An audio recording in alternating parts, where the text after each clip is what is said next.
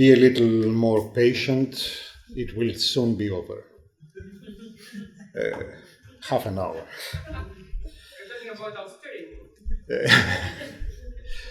So first of all, let me thank also the organizers for inviting me. My talk today will be about the role of context in urban studies, and I will focus on gentrification and the question of its global reach. The content of this talk comes from a lifelong experience of doing research with borrowed concepts and theories. At first sight, this does not sound strange, as it is the usual way research is performed by most of us, who only marginally, if at all, contribute to devising new concepts and theories. However, my personal experience is a bit more particular since I work in Southern Europe and therefore outside the core of the academic division of labor. The issue in this case is not only to work with borrowed concepts and theories, but also to use such tools in contexts that are different from those they were initially developed. In principle, concepts and theories are made to travel. The process of abstraction through which they are constituted is a process of focusing on what is considered essential. As a result, it enables comparison and generalization and leads eventually to overcome contextual barriers. However, not all concepts and not all theories can travel with the same ease. Those that are highly abstract are in general more suitable for traveling, while those at a lower level of abstraction are usually more tied to specific contextual parameters and causality. I will briefly discuss three general issues related to traveling concepts, and then I will focus on gentrification, as I said earlier, and the question of its global reach. The first general issue is the specificity of space-related concepts and theories. Abstraction is a process which enables traveling, as I said, since it is in fact a process of decontextualization. However, in space-related disciplines, most of the time the content of spatiality cannot be reduced to a geometrical or some other form of abstract social dimension. Andrew Sayer, some 30 years ago, commented extensively on the difficulty of producing meaningful theoretical constructs for geography at high levels of abstraction. On the other hand, it is clear that throughout the history of space-related disciplines, several concepts and theories have burst out of their initial contextual limits and have been tried in or imposed on different contextual realities through a process of halfway decontextualization. By this term, I refer to processes of abstraction and theory building that lead to concepts and theoretical constructs that are only seemingly disentangled from their attachment to the specific geographic and socioeconomic context in which they were born. The problem with this halfway decontextualization emerges when these concepts are not sufficiently abstract and theories not sufficiently general, but at the same time they are treated as if they were. The second general issue is the meaning of context.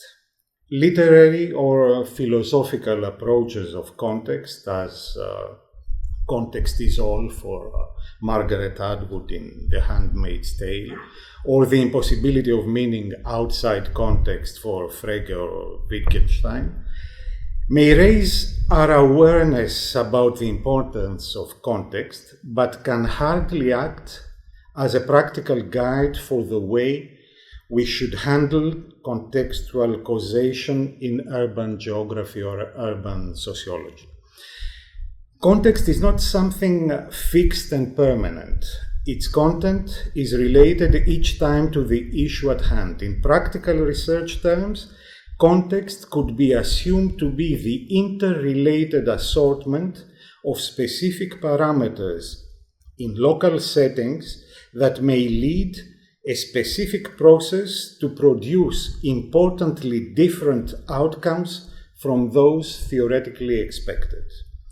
In a recent book I co-edited with Koniko Fujita about the importance of contextual diversity in the spatial patterning and the social impact of residential segregation, we defined as major contextual parameters the way the market, the state, and civil society are imbricated in each setting. We stressed that the importance of different welfare models or varieties of capitalism, as well as the specific and durable shapes of local socio-spatial realities, like built environments and social relations inscribed in property patterns, urban histories, and ideologies do really matter. From what I maintained up to now, we could conclude that inadequate abstraction and lack of contextual awareness are the guilty parties for problems in the traveling of concepts and theories. However, things are a bit more complex, and this is mainly because concepts and theories travel in an uneven world. And this brings me to the third and last general issue I want to discuss. Concepts and theories do not travel in any possible direction and in random ways. They systematically travel much more from core to peripheral regions, and in so doing, they become part of the mechanisms and power relations that reproduce the geographic unevenness, not only in the academic division of labor, but in all aspects of socioeconomic life.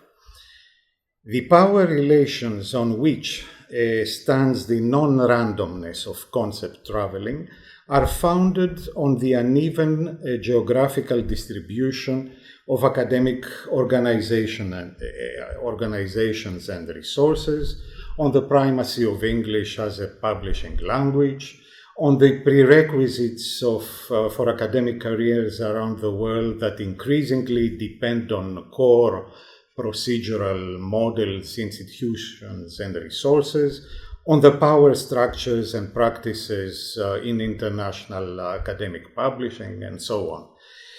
It is very difficult to escape from reproducing these power relations, even when you are producing radical theory. Concepts and theories that travel are to a large extent imposed agendas on the periphery independently of their content. In this sense, theory is usually a gaze from the core, and it has been part of the colonial, imperialist, or otherwise dominating way of understanding, giving meaning, and eventually conquering the periphery. When theory is imposed on the periphery, it usually assumes implicitly either an evolutionary type of relation between core and periphery, as in implying that the periphery will experience in the future what the core has experienced in the past, or a relation of unequal importance in the sense that what happens at the core is much more important and affects the periphery in a catalytic way. But in both cases, the periphery should be systematically attentive to what happens at the core, but the reverse is not necessary, if not irrelevant. What I really claim here is that theoretical propositions and concepts in human geography and urban studies are usually bound to remain context-dependent, since not only their inception, but also their relevance are related to the core context they derive from. Segregation or gentrification are not highly abstract constructs like capital or surplus value, and their assumed universal relevance, which derives usually from their unduly simple definitions, does not rid them from their indelible contextual attachments. Discussing the case of gentrification, I want to bring to the fore the way its contextual origins, which are usually left aside or forgotten, act as a kind of deforming lens when they are brought into different contextual settings.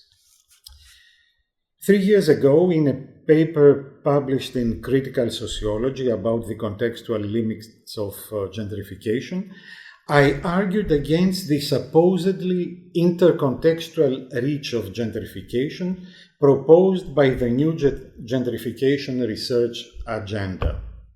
My main argument was that gentrification is a concept highly dependent on contextual causality, and its universal use does not remove its contextual attachments to the Anglo-American metropolis. In fact, its universal use dissimulates these attachments. My second argument was that looking for gentrification in increasingly varied contexts displaces emphasis from causal mechanisms to similarities in outcomes across contexts and leads to a loss of analytical rigor. And my third argument was about the ideological and political impact of equating all the different forms of urban renewal with gentrification. This equating projects gentrification's neoliberal frame of reference on the various geographical and historical contexts where considerable urban renewal has been taking place. Several authors that used that paper were critical to my arguments. Fortunately, that's the way you get citations. Most of them claim that I unduly limit the range of gentrification by linking it too tightly to its original Anglo-American context. Two papers in particular, an article by David Ley and Theo in 2014, and the introduction to global gentrifications and a volume edited by Liz Sheen and Lopez Morales, have been quite elaborate in criticizing my views. And this incited me to reformulate and expand some of my initial ideas. And in the following, I will summarize my response to these critical comments, referring to three main issues.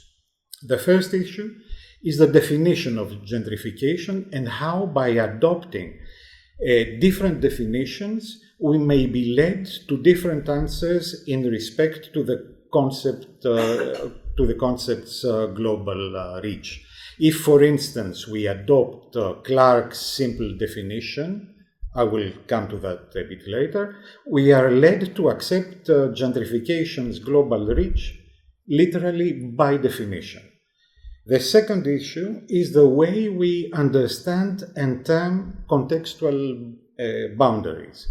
If we use extremely broad and therefore not well-defined categories for the contextual differentiation of gentrification sites, like the metropolis of the global north versus the metropolis of the global south, or the western versus the non-western metropolis, we lose grasp over a very meaningful part of what contextual difference is about.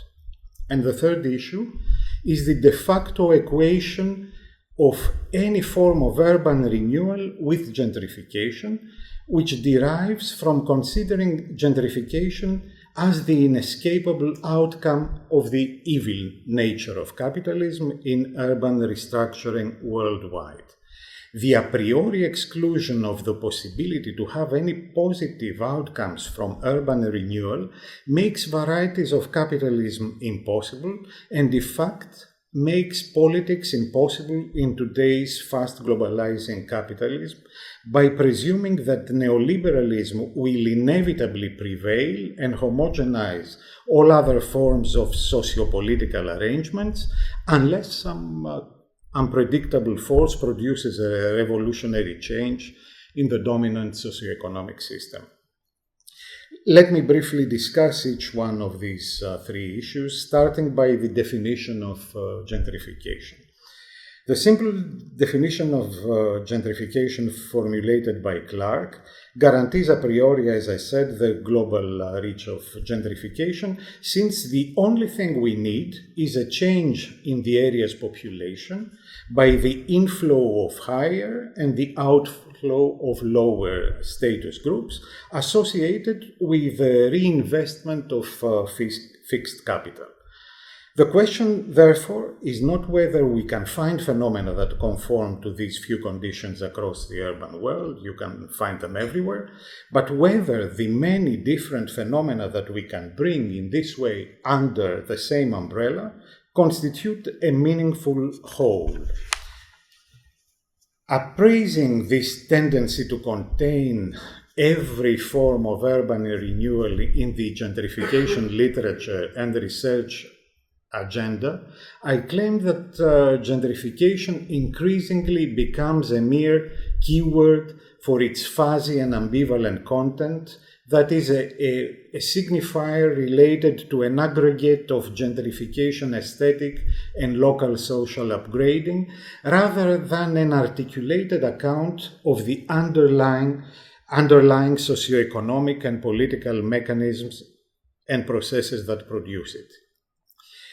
Through this path, we are led to the theoretical banality that within our unequal societies, groups with more resources will appropriate residential and other locations formerly occupied by less affluent groups if there is new investment in that revalues these locations, and if processes of place allocation are sufficiently commodified. My argument is that gentrification is a mid-range concept and not a highly abstract construct, and the effort to simplify its definition and broaden its applicability will not transform it into such a construct due to its indelible contextual attachments. These contextual attachments go beyond the requirements of the simple definition of gentrification. They relate to urban histories that may have produced gentrifiable urban areas and building stocks, to broad sociopolitical traditions and arrangements that affect the shape of urban restructuring initiatives, of the agents involved, of their actual outcomes, and a lot of other things. I use context mainly as a reminder that expected outcomes deriving from theoretical claims are often contradicted by outcomes whose understanding entails taking into account contingencies not included in theoretical models.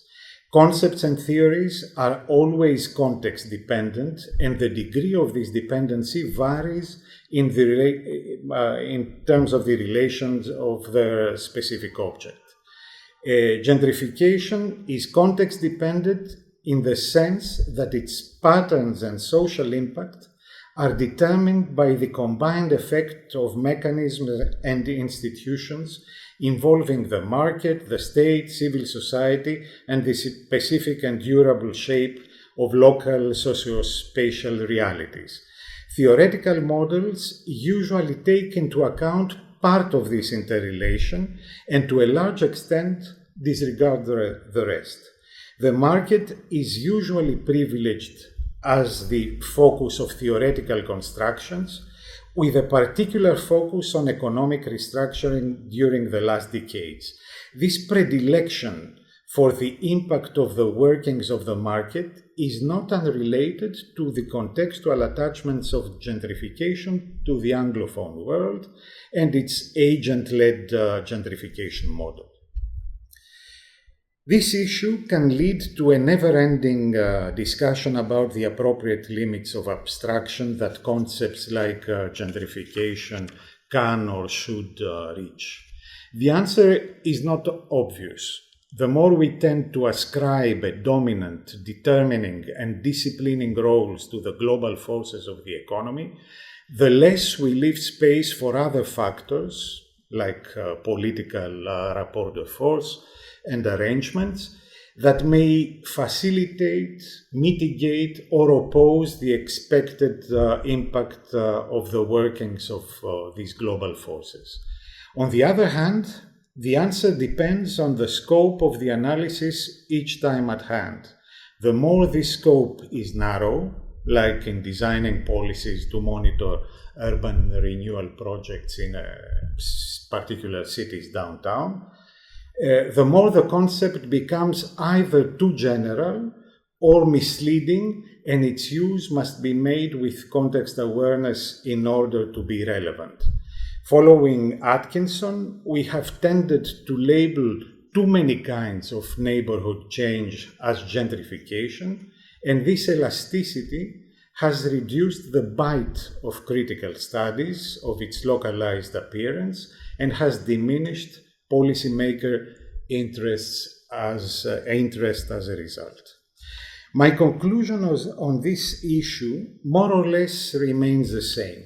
Since we can no longer escape this concept because it has acquired a substance of its own, has transgressed the limits of academia, and has become a socio-political issue and a stake in itself, we should constantly, at least, challenge it by revealing its implicit contextual assumptions and by comparing them to the contextual realities of the analysis each time at hand. This is mainly a task that researchers outside the Anglo-American core should carry out, even though researchers within that core would have plenty to gain from an increased awareness of the contextual limits of their own tools. The second issue about gentrification that I want to discuss are contextual boundaries. The argument I defended about the importance of contextual attachments demands a relatively subtle delimitation of the diverse context of gentrification. I described, for that matter, certain relevant features of the metropolis of the Anglophone world related to the particular path of urban history that the most prominent of these cities followed as they became industrialized.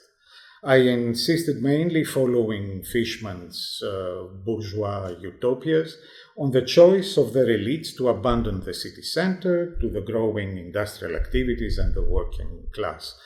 More than a century later, these cities were rapidly deindustrialized, and large areas near their centers became a very favorable setting for a back to the city movement by capital and the middle classes. And this was not only because they offered abundant gentrifiable space, but also because it was combined with neoliberal regulation, resulting in direct pro-gentrification policies of urban renewal and resulting also in the increased commodification of housing. This favorable setting was not present in most other metropolises of the world, as for example in Paris, where the elite never quit the center, or in Vienna, where the specific weight of public housing still remains overwhelming, reducing thus the margins and the impact of gentrification. By not defining contextual diversity in precise terms that may be important for gentrification, several authors, including the two papers that I mentioned earlier, reduce contextual diversity to the very broad difference between cities of the global north and the global south, or between Western and non-Western cities. The two poles are only intuitively positioned as vague contextual extremes, and this puts many in-between regions, like Southern Europe, not at ease in any of the two parts. If, on the contrary, we follow Bourdieu and Vacon and their 1999 paper on cultural imperialism, we can have a better grasp of contextual difference and can argue that the implicitness of contextual attachments is not the product of some random and inconsequential process. They forcefully stressed that it is the effect of cultural imperialism which rests on the power to universalize particularisms linked to a singular historical tradition, causing them to be misrecognized as such. The issues they mainly discuss in that paper, race, underclass, and a few others, relate to the ways concepts and theories travel, in that case between France and the United States, and eventually impose meanings generated or acquired in the United States as universal. The crude contextual divide for gentrification mentioned earlier brings me to the last issue I want to discuss. Using the global north, global south, or western non-western city divide in reference to contextual diversity, we run the risk of identifying eclectically and arbitrarily some of their distinctive features and of reifying, essentializing their assumed importance for gentrification. One way that this crude divide may blur the analysis of gentrification-like processes is the obliteration of different sociopolitical arrangements within the global north, which is crucial because, as I argued earlier, it facilitates equating urban renewal to gentrification. To discuss this issue, I will try to confront the main argument in Lei and Teo paper about gentrification in Hong Kong. Their object is to analyze what they consider as a paradox about Hong Kong, where although gentrification is increasingly present in processes of urban renewal, the term is barely used in academic or political discourses. Their main idea is that positive cultural and ideological predispositions to urban renewal related to the rise of home ownership and social mobility in previous periods acted as a glorifying smokescreen which concealed the highly unequal social impact of the building sector. This situation began to change when class-related analysis, inspired by the gentrification literature, started dissipating this smokescreen with the help of the disillusioning new developments in the building sector locally. I can understand and accept this reasoning, especially the part differentiating the impact of former processes that increased home ownership and social mobility in respect to more recent negative developments in the local land and housing market that increased spatial inequality in a city where income inequality was already very high for a long time. However, I would hesitate to link this change primarily to dissipated cultural barriers and ideological predispositions. I would rather go for the material conditions that changed considerably through the years and eventually brought the effective social outcome of local urban renewal processes closer to gentrification and to its negative reputation in the regions where it was academically and politically identified much earlier. I think that the authors are projecting on Hong Kong the politically antithetical meaning that urban renewal acquires in opposite political discourses in the Anglophone world. This adverse interpretation of the same process is projected on a context where the evolution of urban renewal did not bring new forms of gentrification to replace old ones, but gentrification-like processes to replace socially less aggressive arrangements in terms of social justice in the building and housing sectors.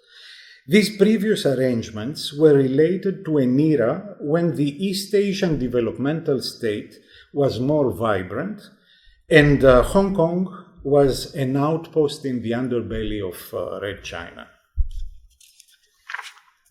Lei and Teo offer plenty of evidence related to the advantages that Hong Kong residents could obtain in the past from urban renewal processes, and namely access to better social housing or access to home ownership. These were real advantages that enabled social mobility, and urban renewal did not need some unwarranted cultural or ideological predispositions to become popular. On the contrary, it was rather these real advantages that created such predispositions. The negative developments for householders in the end of the 90s, compared to the huge profits of the large development corporations, brought about a more critical stance against developers and the enabling state. They also brought about more references to gentrification. I'm finishing soon. Very soon. No, I thought you were... to conclude, it's an auto-censoring mechanism.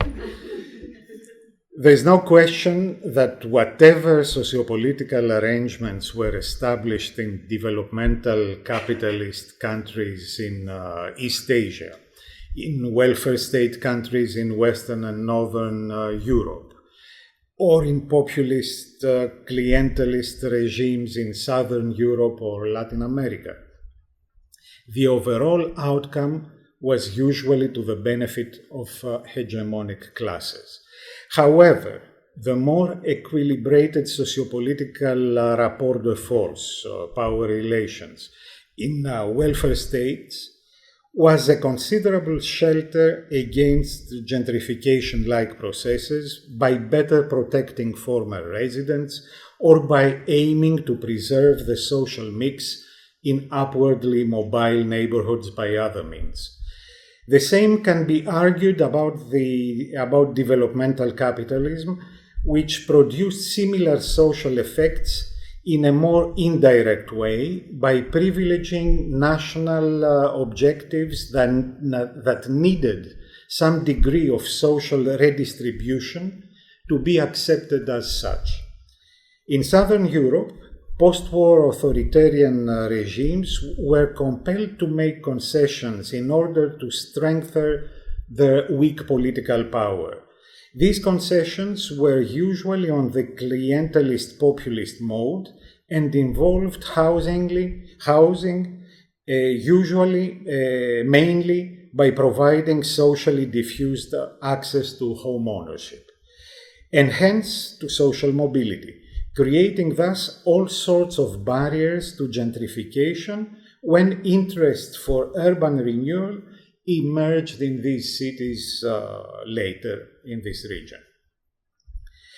What is important, therefore, in many cities outside the Anglophone world is not to learn how to read class relations in processes of urban renewal.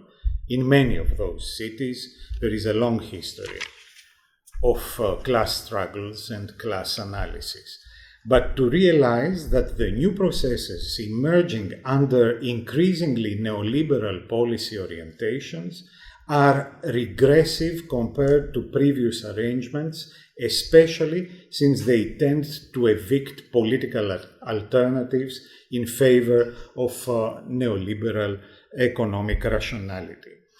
The metamorphosis of gentrification through its different waves in the Anglophone world are not a script that should be imposed for the understanding of other cities' urban histories and as a way of making sense in class terms of the urban restructuring processes. Thus, I cannot but agree with Butler that not Judith, Tim, that the concept of gentrification comes bundled with a set of assumptions about the neoliberal nature of the world that originated in the socioeconomic urban landscapes of North America, plus a few other sites in the Anglophone world. And even more, with his concern that there is now an expectation of what we should expect to find, which blinds us to the continued diversity of consequences. Today, when neoliberal policies have increased inequalities to a level that even experts of the IMF consider untenable for future growth, when neoliberal capitalist globalization proves insufficient and often negative in regulating conflicts, it may be justified to consider that neoliberal regulation is becoming increasingly shaky, although at the same time it is also becoming increasingly aggressive. And it looks a bit odd to turn for analytical and even political inspiration to the urban history of a part of the world where political resistance to the growth of neoliberal policies was obliterated earlier than everywhere else. The Anglo-American world may have been a pioneering laboratory in the application of such policies, but other parts of the world have shown some more effective resistance, sometimes as an unintended consequence of various contextual factors, that can be an asset for future struggles and sociopolitical arrangements and compromises, which can make a difference for people's lives until the day social justice is no longer an issue. Thank you very much.